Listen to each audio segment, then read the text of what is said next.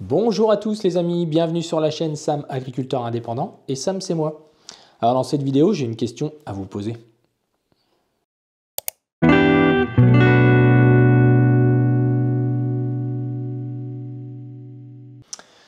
Alors en effet les amis, c'est depuis mon bureau où je souhaitais faire une vidéo spontanée par rapport à l'actualité. Vous n'êtes pas sans savoir que quelques pays européens en tout cas sont en train de manifester, en tout cas le monde agricole se soulève, se rebelle quelque part, chose qui n'est pas arrivée chez nous depuis des décennies. Nous sommes toujours un petit peu manipulés dans les manifestations, où il y a plus ou moins des accords, des bricolages qui sont faits de droite et de gauche. On est souvent à manifester pour des demandes d'aide sporadiques, des petits pansements, mais rien n'est jamais fait pour remettre à plat les réalités, et surtout on ne parle pas de notre avenir, de ce qui nous attend réellement. Et il se trouve que je reviens des pays de l'Est, et j'avais envie de vous poser la question, mais qu'est-ce qu'on attend? Qu'est-ce que tu attends? Toi, citadin, toi, agriculteur, qu'est-ce que tu attends en fait? Qu'est-ce que tu espères encore? Tu penses que tu vas t'adapter à ce qui est en train de se passer? Tu penses sincèrement que, en te certifiant ou en passant ton CSP, puis en faisant quelques investissements subventionnés de matériel, tu vas faire face à l'avenir, comme tu dis, relever le défi de demain? Tu penses que les startups à qui on distribue des millions d'euros de subventions vont nous sortir de la mouise en nous sortant des nouvelles techniques qui vont tout révolutionner? Il suffit pour cela justement de ne pas se tourner vers l'ouest, mais plutôt aller voir à l'est ce qui se passe.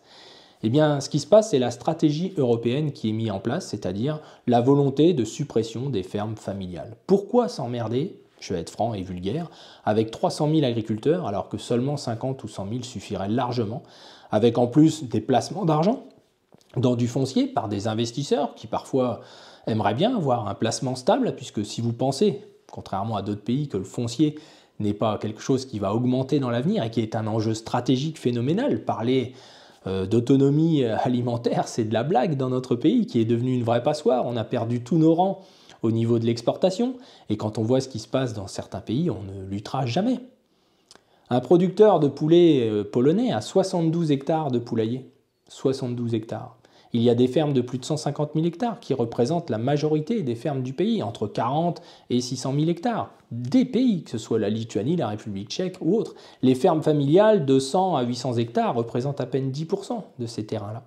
Aujourd'hui, ils ont des rendements seuils qui n'ont rien à voir avec ce que nous on a besoin. On a échangé avec un agriculteur ukrainien qui travaille sur 11 000 hectares, il est français, il est actionnaire dans une holding qui d'ailleurs est basée à Chypre. La volonté des actionnaires, c'est d'avoir un retour de 6%. Vous voyez, tout est déjà calculé d'avance. Et bien là, il nous dit qu'à 140 €, là, en gros, il est arrivé à la limite de rentabilité. Il distribue encore des dividendes, mais c'est juste.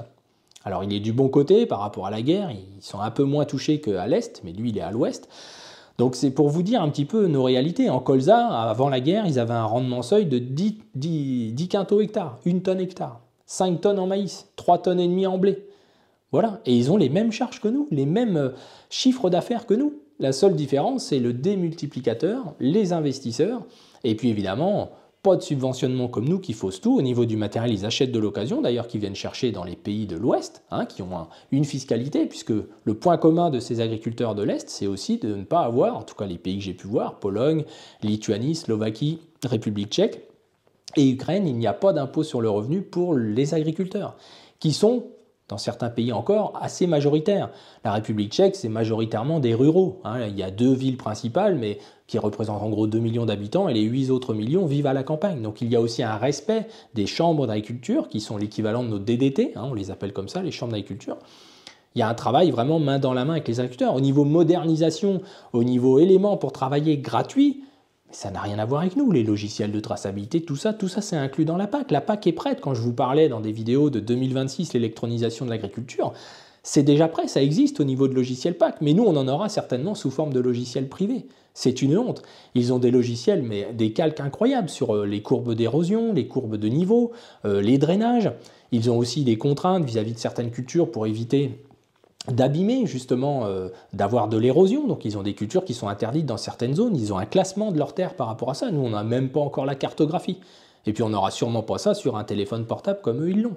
La traçabilité se fait en direct, etc. Enfin, voilà. Maintenant, ils sont inquiets comme nous. Les agriculteurs que j'ai rencontrés sont des agriculteurs familiaux, on va dire, dans des fermes de 100 à 800 hectares, Aujourd'hui, les agro-holdings, c'est ce qui va se démultiplier. Rappelez-vous, c'est la volonté européenne d'augmenter de 25% les importations, de diminuer de 50% les produits phytosanitaires et de passer 25% de l'agriculture en bio avec 10% de retour à la terre. Donc il y a aussi des prairies, parfois 10 à 15%, qui sont financées par l'Europe pour ne rien y faire. Ils demandent une exportation par an qui soit faite sur la prairie, ce qui est un peu débile, surtout si les gens ne sont pas éleveurs, mais en tout cas c'est une volonté. Car dans ces pays-là, il y a deux grands syndicats qu'on pourrait un peu comparer à ce qu'on a un peu chez nous sur une partie. Le syndicat des agro-holdings qui mène la danse, et puis le syndicat des petites fermes. Et évidemment, là, c'est vraiment un combat binaire. Nous, on n'est pas tout à fait à ça, mais il y a quand même dans notre pays beaucoup d'intérêts croisés. Ce qui explique sans doute qu'il n'y ait aucune réaction pour accompagner nos partenaires agriculteurs allemands qui vivent la même chose que nous dans un pays pourtant qui retire plus les marrons du feu de l'Europe que nous en France. La réalité, c'est que ce n'est plus aller se manifester pour demander des aides ou aller balancer du fumier devant une préfecture. La réalité, c'est qu'on est tous dans le même moule. On est tous vers le même avenir, incertain, avec une méconnaissance totale. Il y a trop d'intérêts croisés en France. Quand on veut enterrer une question en France, on crée une commission. C'est comme ça que ça marche, c'est ce que disait Clémenceau en tout cas. Donc c'est une réalité aujourd'hui. On a une agriculture nébuleuse avec des représentants professionnels qui croisent un petit peu dans toutes les sphères autour, dans l'agroéquipement, l'agroalimentaire. D'ailleurs, les plus grosses fermes des pays de l'Est sont des anciens ministres, sont des gens qui sont importateurs de matériel, bref. C'est ça, les agro-holdings. Terminer la ferme familiale avec la responsabilité familiale, le foncier là-bas n'a pas du tout le même impact que nous, historique, etc. Il n'appartient à personne et à tout le monde. C'est-à-dire qu'en gros, ils ont des contrats annuels dans certains cas. Bref, il y a une fluctuation du foncier très très importante. Par contre, quand on parle de s'adapter dans notre pays, et c'est bien là qu'on fait erreur, il n'y a aucune perspective de s'adapter face à tout ça. Aucune perspective, en tout cas ce ne sera pas familial. Aujourd'hui, déjà, beaucoup d'entre nous avons des outils qui sont presque intransmissibles, où il faudra des aides extérieures, des investisseurs extérieurs pour pouvoir espérer une installation des jeunes. Alors pour faire court, dans les 10 années qui viennent, il y a la moitié du parc, entre guillemets, d'agriculteurs qui va être renouvelé. Par qui? On peut se poser la question. Qui voudra prendre tous ces risques? Aujourd'hui, si on se pose là dans le bureau, quel avenir on a? Quel prix on a pour l'année prochaine? Quelle garantie on a de bien gagner notre vie? Parce que c'est bien gentil de remettre un petit peu de sous de temps en temps, d'aller voir une banque pour faire un court terme, pour faire une excellente année qui va être redonnée entre la mutualité sociale agricole et les impôts, puis que l'année d'après, on sait d'avance, et c'est ce qui va se passer cette année, qu'on ne va pas faire des gros nœuds. Donc en réalité, et je ne parle pas du risque climatique, en réalité, on a beaucoup à apprendre de ce qui se passe ailleurs et on voit qu'ils ne s'adapteront pas non plus. Quand on regarde tous les paysans du monde, et ça fait 30 ans que ça dure depuis 92, on sait qu'il n'y a personne qui tire son marron du feu. Personne. Et notre pays, à l'inverse, se brade tous les jours. La seule réaction que l'on pourrait avoir, pour en finir, si on devait bouger nos grosses fesses, ce serait déjà de ne pas penser qu'on est différents les uns des autres, qu'il n'y ait pas de séparation entre nous. On travaille tous avec la nature, que ce soit les arbos, les vitis, les céréaliers, les éleveurs, les cultures industrielles, etc. On est tous dans le même bateau. Évidemment qu'économiquement, on ne s'en sort pas tous de la même manière. Mais dans ces pays-là, l'élevage, c'est mort. Ils ne s'en sortent pas non plus. Et pourtant, ils ont des structures que ce n'est même pas la peine d'espérer avoir les mêmes chez nous. Je vous ai dit tout à l'heure, je crois en Pologne, 72 hectares de poulaillers. Ça vous donne une idée. C'est des gens qui exportent à l'échelle d'un agro-holding, c'est-à-dire avec les moyens qui vont avec. Nous, aujourd'hui, on est soumis au prix qu'on veut bien nous payer. C'est même pas nous qui facturons. Donc moi, je pense qu'aujourd'hui, ce n'est pas une manifestation qu'il faut. C'est une unité et une sorte de grève de la production. Alors vous allez me dire, oui, mais comment on va payer nos emprunts, etc. Moi, je vous donne mon avis. Mais on n'a plus rien à perdre. Car aujourd'hui, c'est ridicule. On n'a plus rien à perdre. Autour de nous, ils ont plus à perdre que nous par rapport à ça. Et il y a un moment donné, c'est une relation de force. Ce n'est pas des compromis qu'il faut faire. Ce n'est pas commencer à discuter d'une aide éventuelle pour aider les gens du Pas-de-Calais ou les éventuels aléas qu'on va subir ou le blé qu'on n'a pas pu semer. C'est pas ça qui va nous sauver. C'est pas ça. S'adapter, c'est pas ça. C'est trop tard, s'adapter. Anticiper la volonté européenne, c'est l'Europe qui souhaite ça. Et nous, on ne fait qu'exécuter, notre gouvernement ne fait qu'exécuter les demandes européennes. Et on ne sait pas où ils veulent en venir. Il n'y a pas d'exemple qu'ailleurs c'est bien pour autant. Il n'y a pas d'exemple. Les agro-holdings ne montrent pas leur bien fondé. En plus, ils changent souvent d'actionnaires, ils revendent, ils rachètent, c'est jamais les mêmes. Ça ne dure pas, ce n'est pas des entreprises familiales qui vont durer plusieurs générations. Ça ne se produit pas comme ça. Et dans les anciens kolkhozes, qui sont aujourd'hui des SARL, avec des ouvriers à vie en fait à l'intérieur, c'est un peu le même état d'esprit. Ils sont écœurés de vendre 9 tonnes sur 10 aujourd'hui en Pologne, Lituanie, Ukraine, etc. Pas Ukraine, Lituanie, Pologne, Slovaquie, etc., viennent d'Ukraine. 9 tonnes sur 10. On a ouvert les frontières grand ouvert. Je vous parlerai du prix auquel on leur achète leurs betteraves. Enfin, vous allez voir, le sucre qui est rentré, là, 700 000 tonnes de sucre qui doivent rentrer là en Europe. Vous pensez que votre avenir, il est sécurisé parce que vous avez vendu vos betteraves cette année plus de 50 € la tonne? Enfin, moi, je suis attristé. Alors, on peut ne pas s'informer, on peut ne pas regarder ce type de vidéo pour garder le moral. On peut aller au ski, on peut aller se promener, et puis revenir en février. Ah, faut que j'aille mettre l'engrais, voire même commencer à le mettre. Il fait bon à passer. C'est vrai que ça, c'est vachement plus important que de réfléchir à un avenir stable pour les 10-15 années avec une vraie visibilité. Enfin voilà.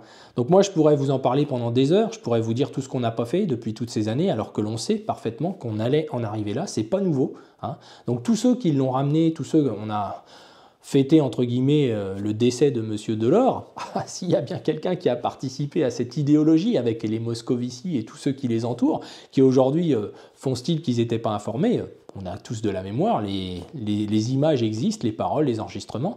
Il faut bien s'en rappeler, et c'est valable pour nos représentants professionnels. Ils ont la mémoire courte de ce qu'ils ont été capables de faire, et ce pourquoi on en est là. Donc je dirais, voilà, et les responsables finaux, hein, c'est pas les syndicats et tout ça, c'est nous, agriculteurs. On se mobilise pas, on n'a plus de courage, on regarde nos chaussures sans arrêt, c'est minable. Je vous le dis franchement, c'est minable.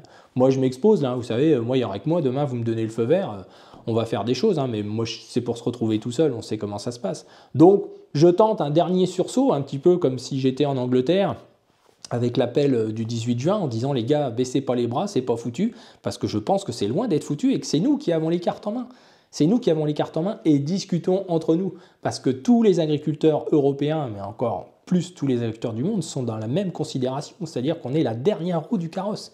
Tout le monde autour de nous s'en met plein les poches, et au final, il y a trop de monde autour de nous en France, trop de monde, trop de gens autour, trop de gens qui pensent apporter des solutions, qui savent tout mieux que tout le monde. C'est pas la technique qui nous sauvera, les amis. C'est pas la technique. D'autant qu'on est un pays, quand on va voir ailleurs, qui a beaucoup d'informations, beaucoup d'organismes pour nous accompagner techniquement, etc. Ça n'existe pas ailleurs. Ailleurs, ils se débrouillent, mais ils sont meilleurs que nous économiquement, meilleurs que nous. C'est aussi simple que ça. Et ils n'auraient pas le climat qu'ils ont aujourd'hui, qui les pénalise quand même, puisqu'ils ont des intervalles très courts pour travailler avec des étés assez humides, etc. Mais on peut plier les Gaules tout de suite. Donc si l'Ukraine rentre en Europe, pour conclure, eh bien je peux vous dire que les amis, c'est terminé pour chacun d'entre nous. Sachez-le. Et ceux qui vous diront le contraire sont des menteurs. C'est tout. Et pour ça, il faut bouger ses fesses et aller voir un petit peu ce qui se passe un peu plus loin que chez nous. Et en plus, ils ne seront pas heureux pour autant, les Ukrainiens. Ce n'est pas pour autant qu'ils vont être les rois du pétrole. Les agro-holdings, c'est un peu différent, mais voilà.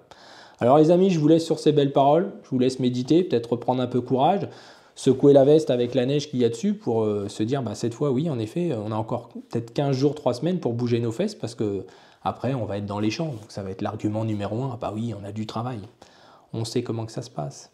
Alors les amis, je vous souhaite bon courage, sincèrement. J'espère qu'on limitera aussi tous les gens qui mettent fin à leur jour. Hein, quasiment 2 agriculteurs par jour mettent fin à leur jour aujourd'hui en France. Donc personne ne parle, on sent que c'est dans l'indifférence générale. Ils ne le font pas parce que ça va bien. Ils ne le font pas parce qu'ils voient leur avenir positivement. Il faut quand même dire les choses. C'est un syndrome qui devrait déjà tout arrêter aujourd'hui et ne pas être dans l'indifférence générale. J'en ai honte, sincèrement. Alors je vous dis à bientôt les amis, et puis réfléchissez peut-être à tout ça. Je pense que vous êtes nombreux à partager le peu que j'ai pu illustrer dans cette vidéo. À bientôt les amis pour cette fois une vidéo plus complète sur les pays de l'Est, voire 2 vidéos, et aussi on parlera un petit peu de technique avec des réponses à quelques questions, mais j'avoue que j'ai pas trop le cœur à tout ça quand je vois ce qui nous attend. Alors à bientôt, et pensez à vous abonner aussi, c'est utile, et à partager bien sûr cette vidéo.